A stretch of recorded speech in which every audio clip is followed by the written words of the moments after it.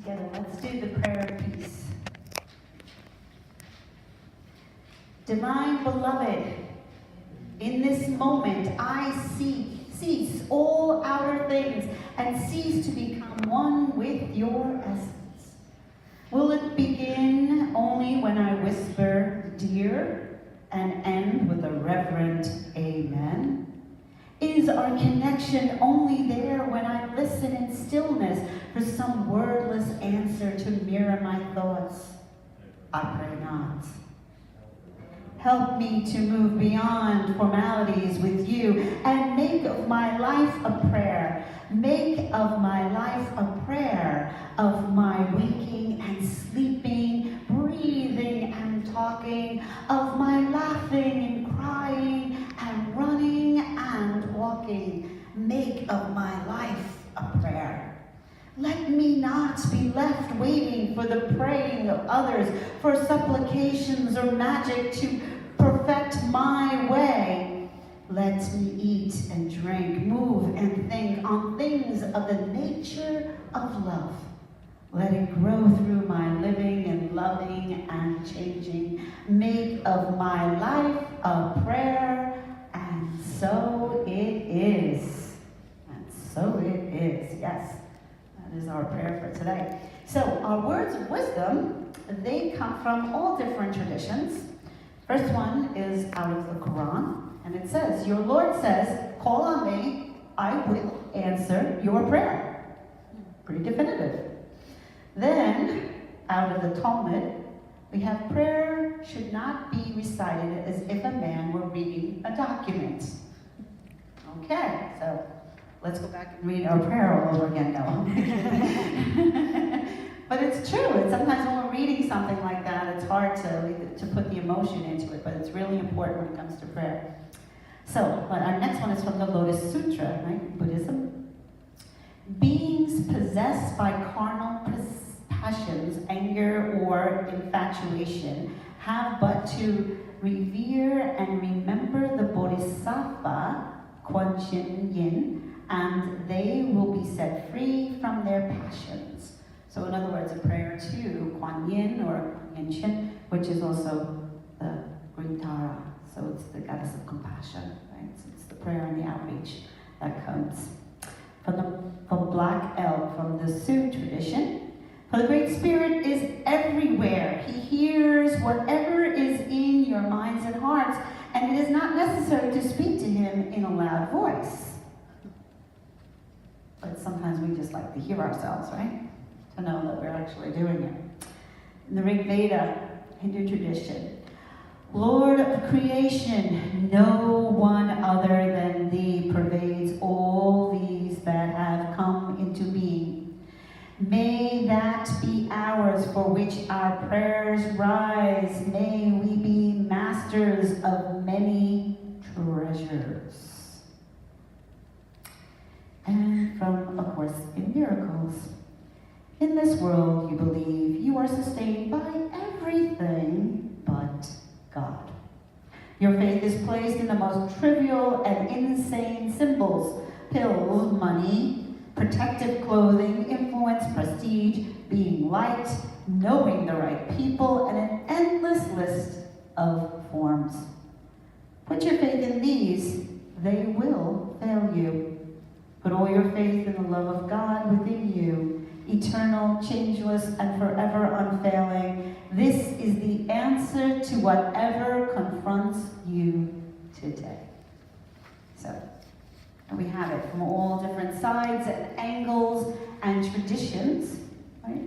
All of that together, asking us to come to a place of prayer. Why prayer? Actually, I think it was yesterday is the National Day of Prayer. So that's why we're connected to prayer. Why are we talking about prayer today? Everybody's praying today. Guess what? You know, so we can be here in this wonderful chapel of ours. I just want to get my book out.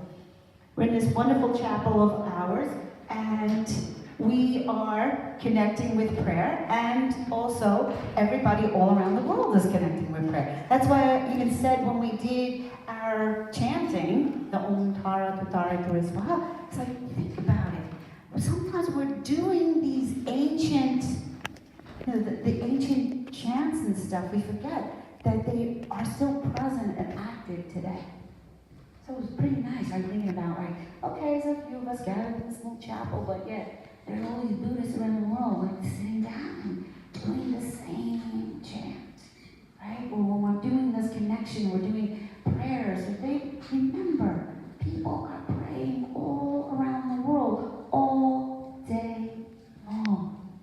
I think there's never not a moment when prayer is not happening on our planet. Like, there's plenty of groups that are committed to making sure that prayer carries on. So anytime we think that we're alone, it's important for us to remember that aspect of this amazing spiritual tool and how it works for us and can help us in anything that we're doing. It's Emmett Fox. If you have heard of Emmett Fox, he's famous for the Sermon on the Mount and doing his work on the book on the Sermon on the Mount. And he talks about prayer, and in that he's very definitive about it is the thing that Jesus got the best out of everybody in his time, that's saying what you do with prayer, when you really think about the mechanics of prayer, and a lot of Christian Science have taken this now to this level of when you think about prayer, and even in like the Wicca traditions, right? They call it magic with a K. It's got a kick to it. It really works, you know. The K is the kick. It means that it really works. It's not something. It's something that is so tangible and more real than all the other stuff. But the prayer is that time when we take ourselves out of the limitations of the physical and we rise to that place. And that's what I talked about in our meditation, is taking ourselves out of the place of the everyday of the physical so that we can connect where the energy is higher. You ever read the book Power versus Force? Right? Power versus Force talks about energy, and it talks about energy vibration levels, and the more we raise our energy vibration level through a tool like prayer, then what we do is we are putting ourselves into a place where we can create, manifest, change anything and everything. We can create, change, manifest anything and everything. Amen? Amen. Amen. I mean, this is huge, and this is what we have when we talk about ascended masters, and we have these people that are understanding this, and this is our task. It's not to belittle something as powerful as this gift that we're given, to say that the prayer is so much more, and there is power in that.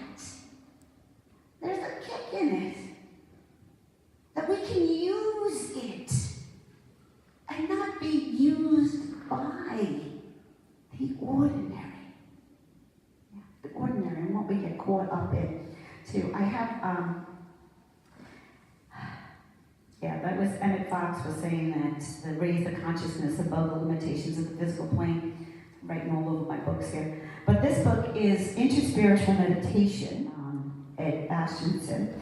And he writes in here about the power of prayer. It says, prayer is a form of spiritual practice with which some have difficulty, often because they are uncertain as to who is receiving that prayer. Right? A lot of people get caught up in it. Like, why should I pray? You know, I really don't believe in that God, or I'm disappointed by this, or I don't have that. You know, we get all caught up of who's going to receive my prayer. But when we're in a difficult situation or a crisis situation, we don't seem to care who's going to receive the prayer, right? We kind of just throw it out there. We throw it out there. Why?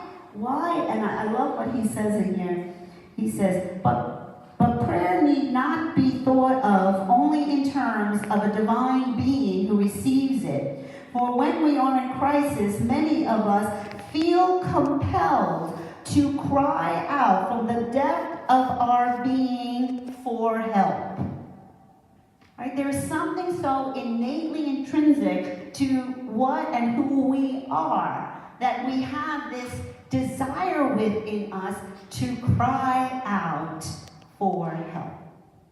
So it's something that we have to listen to. Who is this primordial cry directed to? Why do we do it? It may be that it is simply a function of human beings to express outward what is felt within. It just could be a part of our makeup, that we need to have this process happen for us. But even so, we should still be doing it, because if it's part of that healing for us, to put it into words and to speak it. Even in Genesis, in the Bible, it says, there was the Word, right? First there was the Word. So how important is word? How important is talking about it? Getting it out. Getting it out.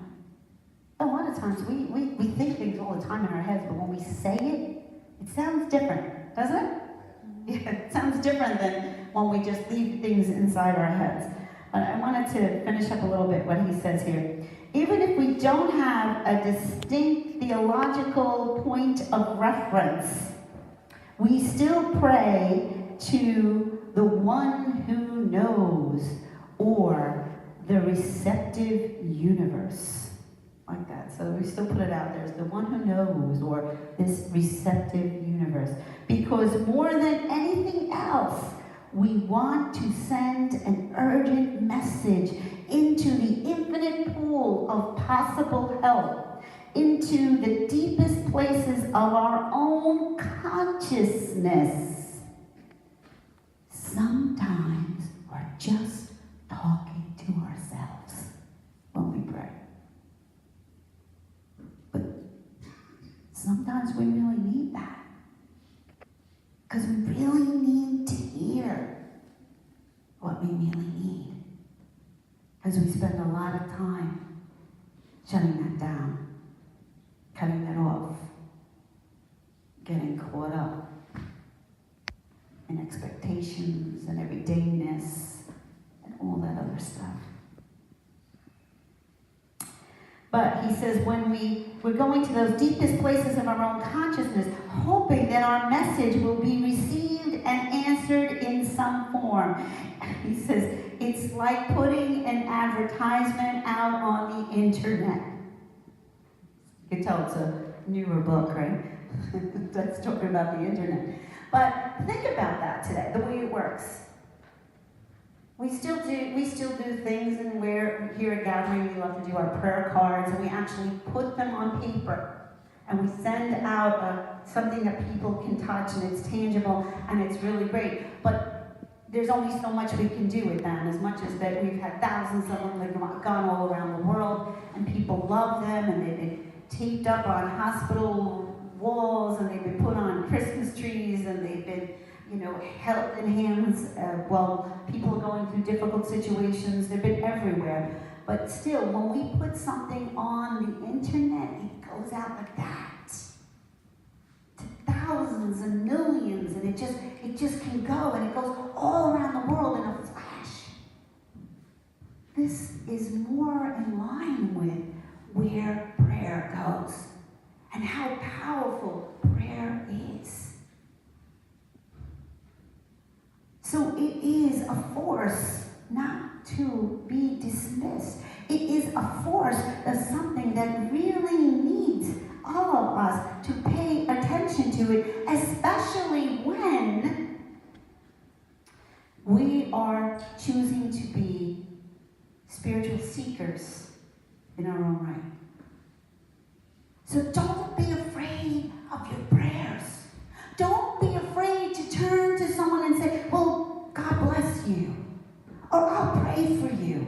Or say to, or more than that, to put your prayers out. I love Carolyn Mays. Carolyn Mays, she's an amazing theologian. She's a mystical, intuitive, I think she'd call herself.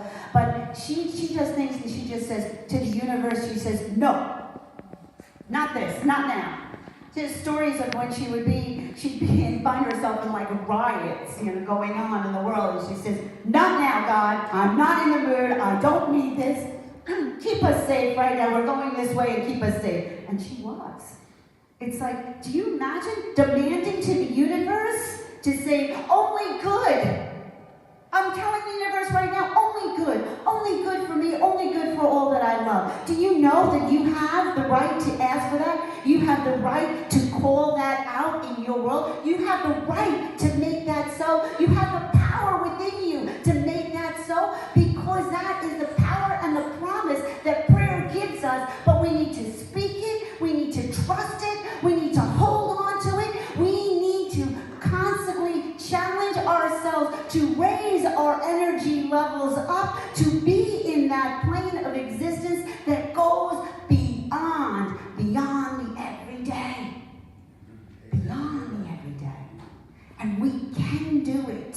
It is possible. We have enough reports. We have enough of circumstances. We've been seeing the miracles that have happened. It is our responsibility. We forget. When we say to the universe, "I want to stand in my personal truth," we forget that a great responsibility then comes onto us. Because the universe says, yes. Because we need your unique light. But we also need you to take this serious. And to be accountable to the crazy thoughts that go on in your head. And to shift them, and to move them, and to raise them into a greater place where they belong. All the time. That's the call today. That is my prayer to you. When we say a beautiful prayer like, "Make of my life a prayer," my singing, my talking, my everything, make of my life, that is no small thing. It is major. It's not for when you just feel like it. In fact, especially when you don't feel like it. Make of my life a prayer. Think about it. Any moment when what you are doing does not represent the highest good of who you are meant to be, stop. Ask for help. And make of your life a prayer. And so it is. And so it is.